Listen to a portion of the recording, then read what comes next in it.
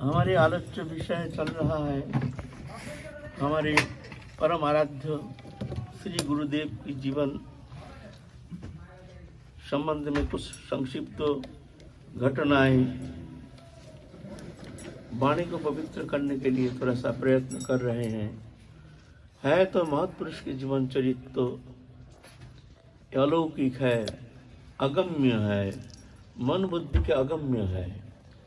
विचार के द्वारा महत्पुरुष के विषय को निरूपण करना कदापि संभव नहीं है। महत्पुरुष कृपा करके जिसको अनुभव कराते हैं सिर्फ वही जान सकते हैं। महंतस्ते समुचिता प्रशांता समदर्शिना, महंतास्ते समुचिता प्रशांता विमन्नव सुहृद साधव जी, वो है महत्पुरुष। महत्पुरुष सब कोई नहीं है। साधु होने से ही महत्पुरुष नहीं। साधु माने घर छोड़ने से होगा नहीं, गुण से होता है। संत गुण से होता है। संतोचित गुण जिनमें है वो संत है। संत अनपेक्षा मच्चित्ता प्रशांता समदर्शिना निर्ममा निरहंकारा निर्द्वंद्वा निष्परिग्रह, यह संत। और ये संतोचित जो गुण है जो संत में होना चाहिए, यह तो एकमात्र भगवत कृपा से ही ऐसे सद्गुण से समृद्ध हो सकते हैं। उनके अंतःकरण ये कृपा साध्य है ऐसे सद्गुण से अलंकृत होना। जब भगवत चरण में समर्पित हो जाते हैं तो भक्ति देवी की कृपा से उसके भीतर ये सद्गुण दिखने में आता है। भक्ति देवी की कृपा से इस सद्गुण से हृदय जो एक अलंकृत हो जाता है, अलंकार बन जाता है। तो हमारे गुरुदेव समस्त सद्गुण से अलंकृत थे, दृष्टा पुरुष थे। ये मैं नहीं कह रहा हूं, जो हमारे गुरुदेव है सभी के गुरुदेव तो भगवान है। गुरु माने भगवान है, गुरु तो मनुष्य होना संभव नहीं है। फिर भी लौकिक लीला में जो दिखने में आता है तो तदनुसार बहिर्मुख जो लोग हैं वो अपने विचारधारा अनुसार संतों का विचार करते हैं।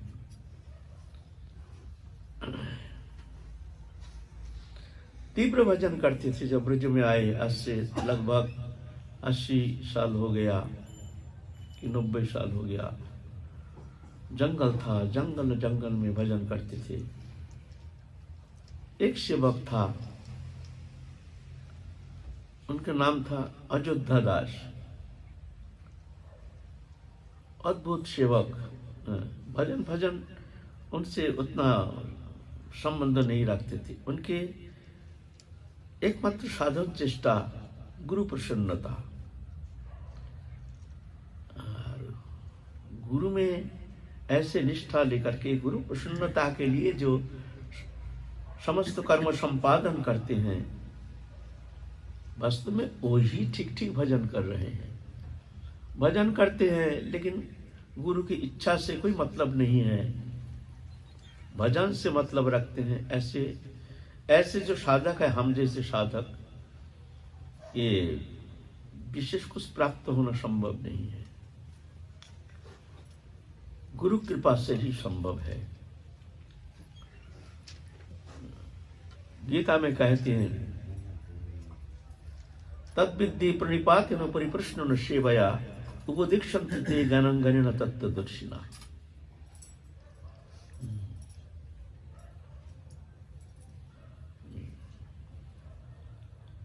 पहले गुरु चरण में जाके दंडवत प्रणति, उसके बाद जिज्ञासा,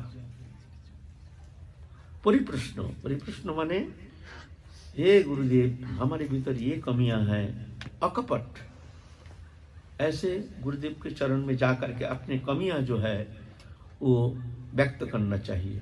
हमारे अंदर ये कमियां है, ऐसी है, ऐसी स्थिति में हम क्या कर सकते हैं, कौन सा पंथा अवलंबन करके हम ये हमारे जो हृदय में जो हमारे विकार है, हमारी जो दयनीय स्थिति है, इससे मुक्त होने के लिए कौन सा उपाय अवलंबन करना चाहिए, ये कमियां मिटाने के लिए हमको क्या करना चाहिए। आजकल तो प्रश्न ही है नहीं, शिष्य में तो प्रश्न ही दिखता नहीं है।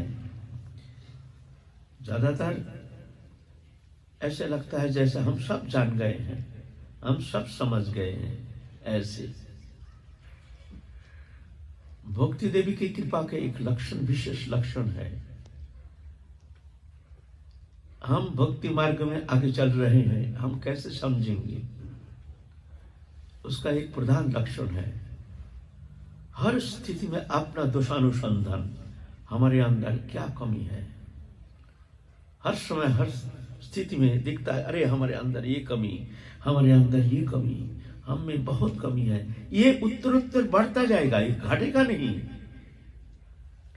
आखिर में जाकर के उसके अंदर ऐसे जलन पैदा होता है, कष्ट होता है। हर छोटी छोटी भूल अपने अंदर, छोटी सी भूल वो सहन करना उसके लिए कष्ट हो जाता है।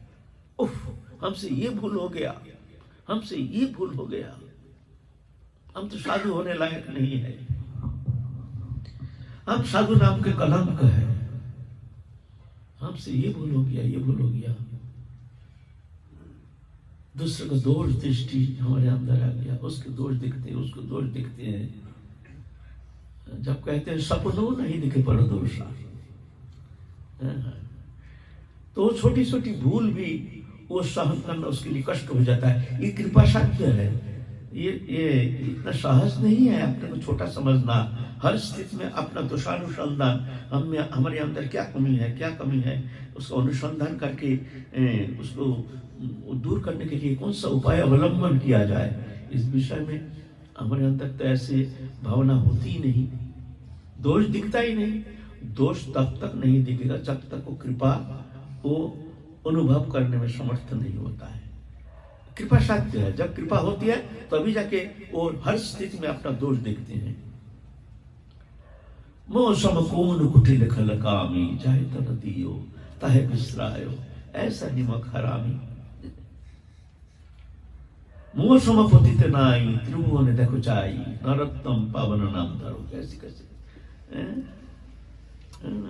हम लोग तो, हम जैसे साधक तो है कुछ नहीं भक्ति मार्ग में, तो अभी तक शायद किंचित मात्र अनुप्रवेश हुआ नहीं, फिर भी अपने आप को बड़े साधु समझते हैं।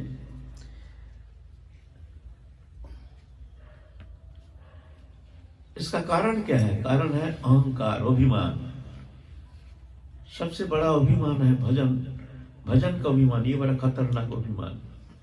मैं वैष्णव हूं, मैं भक्त हूं, मैं भजनानंदी हूं, ये बड़ा खतरनाक अभिमान।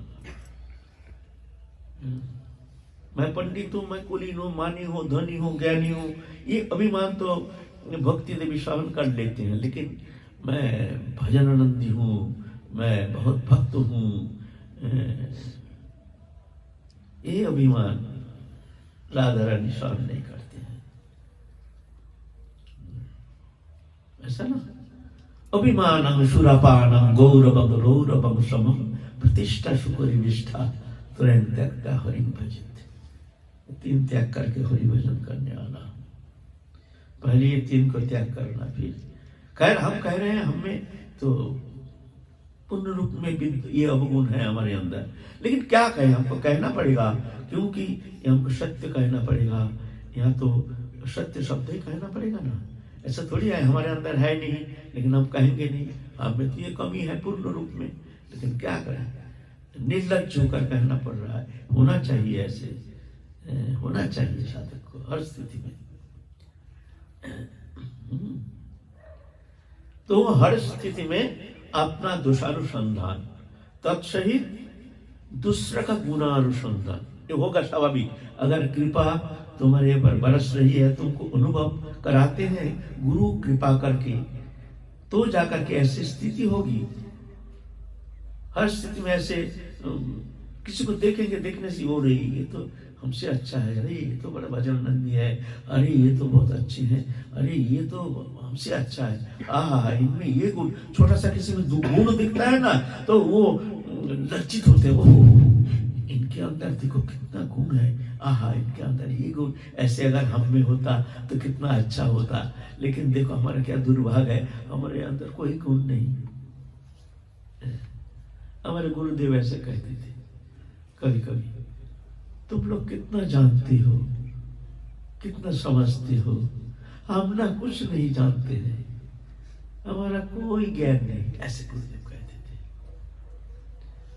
तुम लोग कितना कुछ जानते हो, स्वाभाविक, ऐसे नहीं गुरुदेव दीनता करते, ऐसे नहीं, दीनता नहीं, स्वाभाविक ऐसे कहते थे। हो जाता है, जिस पेड़ में फल फलता है वो पेड़ झुक जाता है, फलता है तब ना झुकता है, फल का भार होता है ना तो झुक जाता है। तो भक्ति रूपी फल फलने से तब जाके झुकता है, ऐसा थोड़ी होता है, सबके ऐसे सौभाग्य थोड़ी होता है झुकना। अपना को हीन ज्ञान अयोग्यता बुद्धि, इसी में ही प्रेम, इसी में सर्व सिद्धि। भाई किसी को हुआ तो बढ़िया है, हम में तो भाई किंचित मात्र अभी तक हुआ नहीं। भाई मैं तो अपनी बात कहता हूं, ये जानते हैं, समझ रहे हैं, लेकिन क्या करें, संस्कार अच्छा नहीं है ना।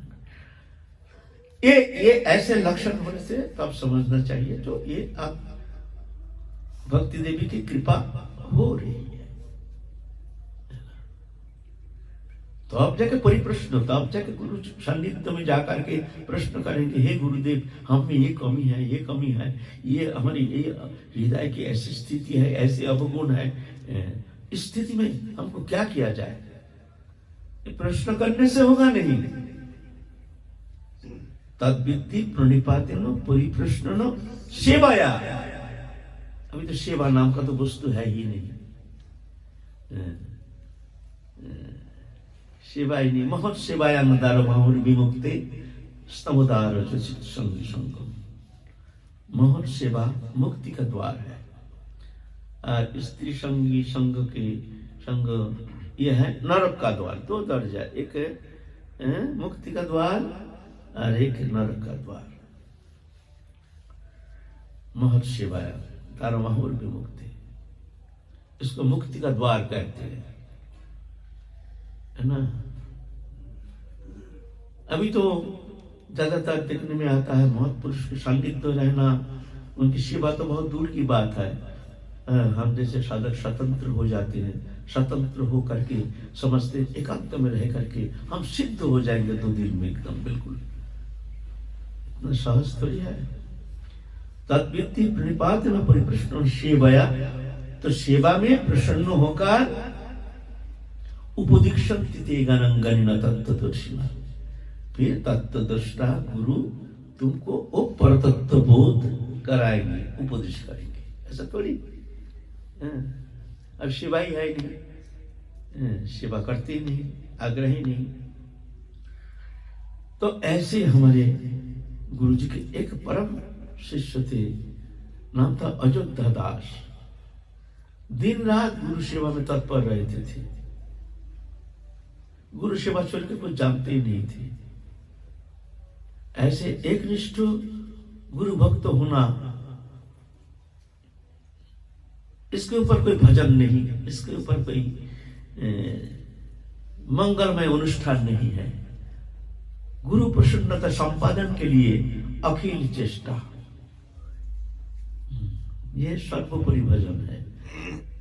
लेकिन आजकल तो हम जैसे साधक क्या होता है, हम लोग आश्रमिक जीवन में समझते ये प्रपंच घर छोड़ के आए, यहाँ कोई भाई ये दुनिया भर के काम काज करने के लिए आए हैं, हम लोग भजन करने आए हैं। एकांत में जाकर के हरे कृष्ण करेंगे, दीवार में पीठ लगा करके, यही भजन है, यही समझते हैं। तो गुरुदेव कहते थे उसके अंदर इतनी शक्ति आ गई थी, प्यास लग गया, गिला पानी लेके हाजिर, बाबा आप थोड़ा पानी पी लीजिए। ऐसे गुरुदेव क्या चिंतन करते वो जान जाते थे। फिर गुरुदेव मान लो थोड़ा शौच क्रिया में जाएंगे, लोम वस्त्र पहन करके, बाबा आप शौच में जाएंगे, चलिए। जान जाते थे। ऐसे ऐसी शक्ति आ गई थी गुरु सेवा से। भजन नहीं, भजन से उतना मतलब नहीं रखते थे। भजन से बढ़कर है सेवा,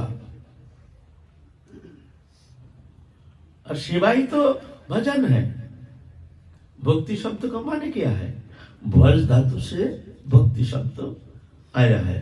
भज धातु माने सेवा, सेवा माने इष्ट की प्रसन्नता संपादन के लिए काय मन वचन से जो चेष्टा, उसी को कहते हैं भजन। सेवा उसको कहते हैं। यह भक्ति।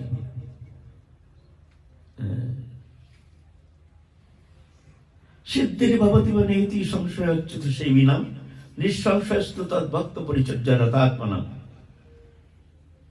सिद्धि होगी कि नहीं जो भजन करते हैं, संदेह है, लेकिन उनके भक्त की सेवा में जो रत रहते हैं उनकी सिद्धि में कोई संदेह नहीं है ना। तो ये सेवा में सेवा के प्रति श्रद्धा, ये बड़े भाग से होता है। पूर्व जन्म की सुकृति जब फलीभूत होता है तभी जाकर के सेवा में, गुरु सेवा में निष्ठा रुचि होती है। सबके लिए थोड़ी संभव, कदाचित करोड़ों में एक कोई साधक में देखने में आता है। भगवान में रुचि, श्रद्धा, भक्ति, सेवा भाव, ये तो बहुत मिलेगा, लेकिन गुरु में एक निष्ठ, ये दुर्लभ। अयोध्या दास ऐसे थे हमारे, सुने हैं हम तो सौभाग्य हुआ नहीं, उनके दर्शन करने का मौका नहीं मिला, हम बहुत पीछे आए हैं। तो कोई कारणवश उसको देहांत हो गया, कोई कुछ दास्त भस्त कुछ हो गया था, ऐसे ही कुछ डिसेंट्री या कुछ ऐसी बीमारी हो गया, प्राप्ति हो गई अल्प उम्र में, ज्यादा उम्र नहीं था। गुरुदेव बहुत दुखी हो गए। दुखी होकर के सोच रहे हैं हमारे इतना सेवा की है, उसकी क्या गति हुई। चिंतन करने लगे उसकी क्या गति, हमारी इतना सेवा की, भाई तो अच्छी गति होनी चाहिए। तो एक दिन स्वप्न में राधा रानी आके कहते हैं, तो उसके लिए चिंता, अयोध्या के लिए चिंता मत कर, वो तेरे पहले ही मेरे निकुंज सेवा में आ गए हैं, पहुंच गए हैं।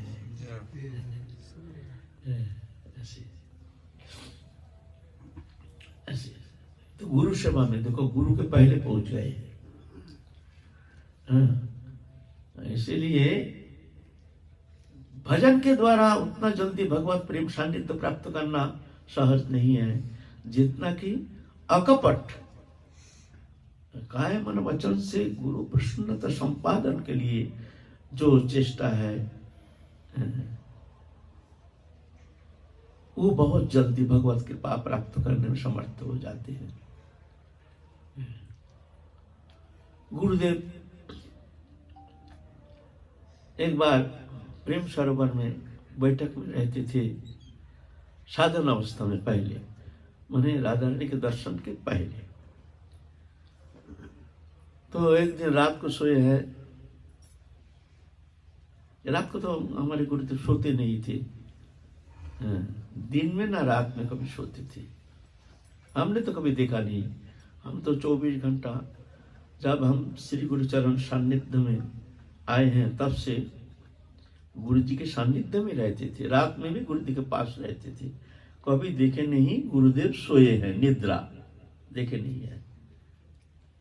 ऐसे एक दिन देखते हैं बैठक के अंदर एक दिव्य पुरुष, महापुरुष, तिलक है, मुंडित मस्तक, गौर वर्ण शरीर है, शिखा है पीछे, बहुत दिव्य ज्योति पुंजो जैसे एकदम दिव्य शरीर आए हैं।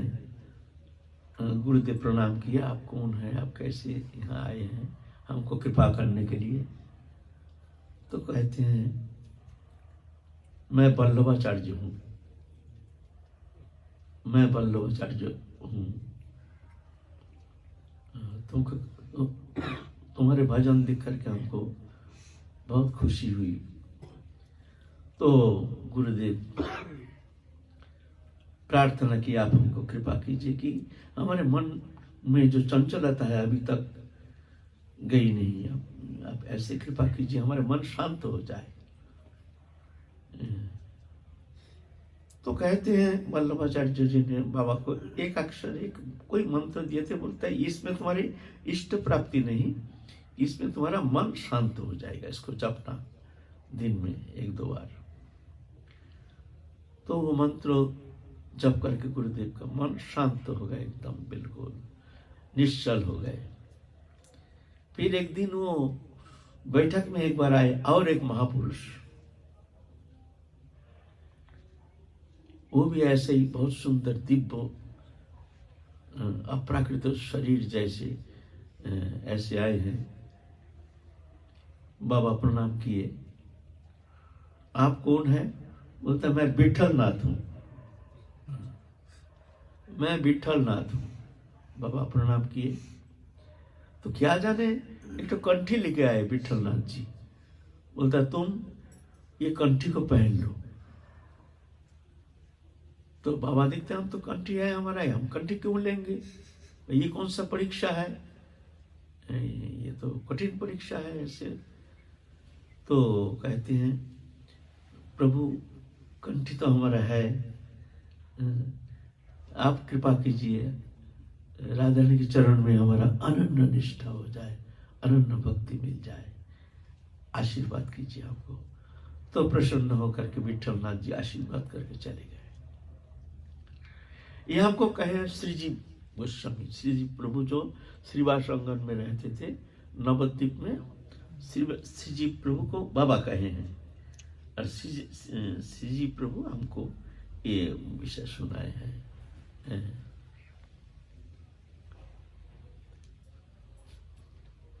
तो ऐसे ही तीव्र भजन करते थे और सारा दिन तो कुछ लेते नहीं थे, जंगल में ही ज्यादातर रहते थे, कोई वृक्ष के नीचे एकांत में। हम भी जब पहले पहले आए ऐसे आशा लेके आए कि गुरु सान्निध्य में रहेंगे, गुरु सेवा करेंगे। हमारे घर छोड़ के आए हैं, वेश लेने का एक ही मात्र उद्देश्य था कि हम गुरु सेवा करेंगे, लेकिन गुरुदेव हमको नजदीक आने नहीं देते थे। प्रातः काल जब पेड़ के नीचे बैठते थे कहीं जंगल में, नजदीक गए चलो चलो यहाँ से चलो, एकदम फटकार दे करके निकाल देते थे। बहुत कष्ट होता था, क्या करूं, आए हैं गुरु सेवा के लिए। तो क्या करते थे, दूर बैठते थे, दूर जहां से गुरुदेव को दिखता है। जो कभी करके कुछ बुलाया, मतलब कुछ पानी होने कुछ कर, फट करके भाग के जाते थे, थोड़ा पानी लाओ, थोड़ा सा ऐसी कोशिश करते थे कैसे भी हो, थोड़ा सा गुरुदेव की सेवा में थोड़ा सा हमारे ये शरीर थोड़ा लग जाए तो हम कृतार्थ हो जाएंगे। ऐसे किसी को छूने नहीं देते थे। एक दिन हम चरण में पुष्प देने गए, अरे बड़ा फटकार लगाया हमको, चल चलो। हम तो घबरा गए, अरे गुरुदेव के चरण में फूल देंगे, ये तो देने नहीं देते हैं। बहुत दुखी हो गए, लेकिन हम आशा छोड़े नहीं, हम तो आशा छोड़े नहीं। फिर ऐसे बहुत दिन बाद ऐसे कृपा हुई, गुरुदेव के अंग सेवा में हमको ही एकदम पूर्ण रूप में हमको स्वीकार किए थे अंतिम समय में। इस विषय पे आलोचना करेंगे काल, है फिर आगे आलोचना करेंगे। आज तो रात होगी, इस विषय बोलेंगे तो और समय लग जाएगा ना, तो हमको तो आस्वादन करना है। तो रात हो गया। बाबा छोटी सी विनती है। बोलो। अभी जैसे बाबा के जीवन में वो विठलनाथ जी आए, वल्लभाचार्य जी आए, तो आपकी थोड़ी सी विचार हम जानना चाह रहे हैं। जैसे निजी गुरु रहते, कोई भी जैसे महापुरुष हो या कोई बहुत ही उच्च कोटि के महापुरुष हो जैसे, और उन्होंने अगर कोई मंत्र वगैरह दे अपनी गुरु रहते हुए, क्या लेना चाहिए? ना ये तो दीक्षा मंत्र नहीं, कोई भी मंत्र ना गुरुदेव तो उसमें गुरु जी का तो उनको तो वंश परंपरा ना। मैं बाबा के विषय में नहीं पूछता, आपके विचार ऐसे में जनरली साधारणतः गुरु रहते हुए ऐसे तो लेना तो हमारे लिए उचित नहीं। एक बार क्या हुआ, रामदास काठिया बाबा कुंभ में विराजमान है। रामदास काठिया होते विजय कृष्ण गोस्वामी जी कुंभ में विराजमान है। तो उनके शिष्य थे कुलदानंद ब्रह्मचारी। तो वहां तो बड़े बड़े संत उस समय थे, बड़े बड़े सिद्ध मंत संत सब आते थे, प्रतिदिन जा करके दर्शन करते थे। एक दिन कुलदानंद ब्रह्मचारी गुरुदेव ने कहे, देखो वहां एक बड़े सिद्ध महात्मा आए हैं रामदास काठिया बाबा, जाओ दर्शन करके आओ, बहुत अच्छा संत है, उनकी कृपा मिल जाएगा तो बहुत तुम धन्य हो जाओगे। गुरु आदेश की है इसलिए नहीं, कृपा पाने के लिए नहीं। गए हैं रामदास काठिया बाबा का खालसा में, जा करके बैठे हैं। रामदास काठिया बाबा से बातचीत हुई। बात करने के बाद रामदास काठिया बाबा ने एक कवच दिया। बोलता है, ए लो, तुम गोसाई जी के शिष्य हो, बहुत सुंदर है, बहुत प्रसन्न है, ये कवच को तुम धारण करना। इस कवच धारण करने से तुम ऊर्ध्वरेता हो जाओगे। ऊर्ध्वरेता माने हमारी जो मूल धातु है वो निम्नगामी है, उसका टेंडेंसी रहता है नीचे की तरफ, वो ऊपर चला जाता है, कभी वो निम्नगामी होता नहीं किसी भी अवस्था में, उसको कहते हैं ऊर्ध्वरेता। इसमें तुम ऊर्ध्वरेता हो जाओगे। ये बहुत कठोर तपस्या करके भी ऊर्ध्वरेता होना बहुत कठिन बात है। हो गया तो हो गया, काम बन गया। यहीं पर तो सब मार खा जाते हैं ना, यहीं पर तो सब चोट खा जाते हैं हम जैसे साधक। तो दे दिया, ले आया। ले आने का बाद विजय कृष्ण गोस्वामी कहते, गए थे दर्शन करने? हाँ बाबा गए थे। कैसे लगा? बहुत सुंदर लगा, अच्छा हुआ, बढ़िया हुआ, ये बहुत अच्छे संत है, बड़े पहुंचे हुए संत हैं। तो कुछ दिया तुमको, प्रसाद कुछ? बोले बाबा हमको एक कवच दिया, बोले ये कवच को तुम धारण करो, इसमें तुम ऊर्ध्वरेता हो जाओगे। हाँ बहुत सुंदर, बहुत सुंदर, देखो तुम्हारे कितने सौभाग्य है, ऐसे महत्पुरुष दिया है। हाँ इतने तो कैसे तो होता नहीं है, बोलो कितना साधन तपस्या करके ऊर्ध्वरेता हो नहीं पाता है, और तुमको ऐसे महत्पुरुष कृपा करके तुमको कवच दे दिया। हाँ धारण करो, खूब सुंदर है, अच्छा है, तुम बहुत सौभाग्यशाली हो, बहुत कृपा है महत्पुरुष को।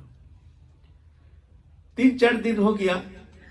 एक दिन गुरुदेव कहते हैं, कुलदा तुम वो कवच को धारण किए? कुलदानंद ब्रह्मचारी कहते हैं कवच को लेकर के उनके सामने गंगा में फेंक दिया।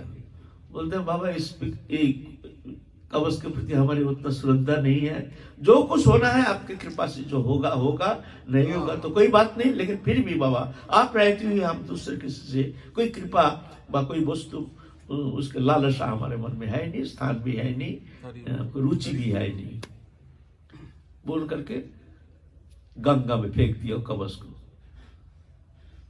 तो गुरुदेव हंस दिए हैं, अच्छा ही किया तुमने, ये कहा अच्छा ही किया तुमने। तो ऐसे बात नहीं है, ऐसे लेना नहीं चाहिए। ये था न गुरु रहते हुए, एकनिष्ठ साधक का कभी गुरु रहते हुए, और पहले तो गुरु रहते हुए, और कितने भी सिद्ध महात्मा हो, कितने भी अवतार कोटि के महापुरुष हो, गुरु से अधिक नहीं, गुरु से अधिक नहीं। तुलसी सेवा हरिहर भक्ति, गंगा सागर संग विमुक्ति, किम परमधिकं कृष्ण भक्ति न गुरुरधिकं न गुरुरधिकं। तुलसी सेवा हरिहर भक्ति। तुलसी सेवा इसमें भक्ति प्राप्ति होती है, भगवत प्राप्ति होती है। हरिहर भक्ति, गंगा सागर संगम में मुक्ति बोलते हैं। उत्तम मुक्ति गंगा सागर संगम में अगर मानने से उत्तम गति होती है। किम परम अधिकं कृष्ण भक्ति, मान लो इससे भी अगर ज्यादा तुम उसको मिल जाए, वो कृष्ण के चरण में भक्ति मिल जाए, और क्या चाहते हो? बोलते ना गुरु अधिकं, गुरु से ज्यादा नहीं, गुरु से ज्यादा नहीं, गुरु से ज्यादा नहीं, ना गुरु अधिकं ना गुरु अधिकं। जय जय श्री राधे। बाबा आज के सत्संग में जैसे आपने बोला तद्बुद्धि प्रतिपाने परिकृष्ण सेवया, तो जैसे हम हैं, हमसे भजन और सेवा तो होती नहीं है, मगर पुराने संस्कारों के चलते प्रश्न पूछने का खुजार है, तो वो ऐसे में हम करते हैं, तो उसमें हमारी क्या गति होगी? एक तो प्रश्न करना कुछ आग्रह लेकर के, कुछ अपनों को शोधन करने के लिए, ये नहीं एक दुर्बल प्रश्न होता है, आया मन में कह दिया, प्रश्न किया, कोई लेना देना है नहीं, गुरुदेव जो उत्तर दिया उससे भी कोई हमारा कुछ तालमेल है नहीं, ऐसा नहीं, ये तो हानिकारक हो जाता है। लेकिन वास्तविक जो कुछ हमको प्राप्त करना है, गुरु जैसे उपदेश करेंगे तद अनुसार हमको चलना है, ऐसे भावना लेकर के अगर गुरु चरण सान्निध्य में जाकर के प्रश्न करते हैं, ये तो अच्छा है, होना चाहिए। जय जय श्री राम। जय जय श्री राधे।